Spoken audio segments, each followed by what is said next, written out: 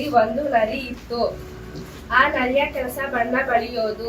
ಒಂದು ದಿನ ನರಿ ಬಣ್ಣ ಬಳಿಯಲು ಕೆಲಸ ಇರಲಿಲ್ಲ. ಅದಕ್ಕೆ ನರಿ ಹತ್ತಿರ ದಿನ ಒಂದು ಕತ್ತೆ ಬರುತ್ತಿತ್ತು. ನರಿ ಅದನ್ನು ನೋಡಿ ಕೇಳಿತು, ಕತ್ತೆಗೆ ನೀನು ಏಕೆ ಬೇಸರದಿಂದ ಇದ್ದೀಯಾ? ಅದಕ್ಕೆ ಕತ್ತೆ ಹೇಳಿತು, ನನ್ನನ್ನು ಎಲ್ಲರೂ ದಡ್ಡ ಎಂದು ಕರೆಯುತ್ತಾರೆ. ಅದಕ್ಕೆ ನರಿ ಒಂದು ಉಪಾಯ ಮಾಡಿತು. ನರಿ ಕೇಳಿತು ಕತ್ತೆಗೆ, ನನಗೆ ಹಣ್ಣುಗಳನ್ನು ತಂದು ಕೊಡು. ನರಿಯು ಹೊಟ್ಟೆಯ ಮೇಲೆ ಬರೆಯುತ್ತೇನೆ ಜಾಣ ಎಂದು. ಅದಕ್ಕೆ ಕತ್ತೆಯ ಧೈರ್ಯದಿಂದ ಕಾಡಿನ ಸುತ್ತಮುತ್ತ ಓಡಾಡುತ್ತಿತ್ತು. ಗುಹೆ ಹತ್ತಿರ ಬಂದಿತು. ಕತ್ತೆಗೆ ಹೇಳಿತು, ನಾನು ಮಹಾಜಾಣ ಎಂದು. ಅದಕ್ಕೆ ಸಿಂಹ ಅದರ ಮೇಲೆ ದಾಳಿ ಮಾಡಿತು. ಆಗ ಕತ್ತೆಗೆ ತಿಳಿಯಿತು, ನಾನು ಜಾಣ ಅಲ್ಲ ದಡ್ಡ ಎಂದು.